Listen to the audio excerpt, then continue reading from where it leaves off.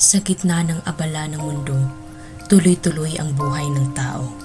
Sa bawat kalsadang tinatahak, sa bawat pagkaing ating kinakain, bahagi tayo ng isang mas malaking tahanan, ang ating kalikasan. Ngunit madalas, sa gitna ng pagmamadali, nakakalimutan nating siya'y alagaan.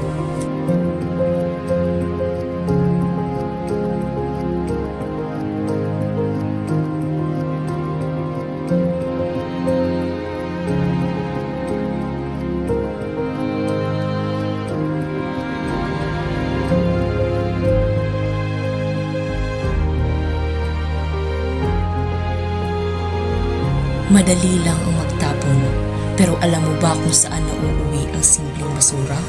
Ang kawalan ng disiplina sa pagtatapon ng basura ang ugat ng polusyon. At kapag ito'y binaliwala, kalikasan ang nagdurusa. Baha, sakit at kamatayan, lahat ay bunga ng ating kapabayaan.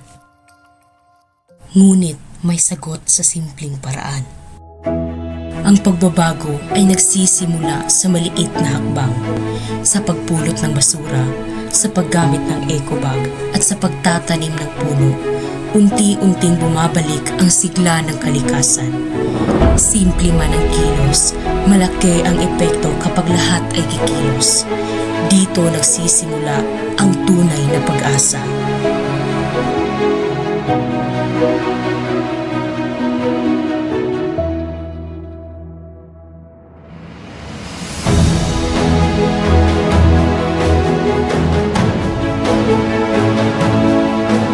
Isang basura ay isang pananagutan.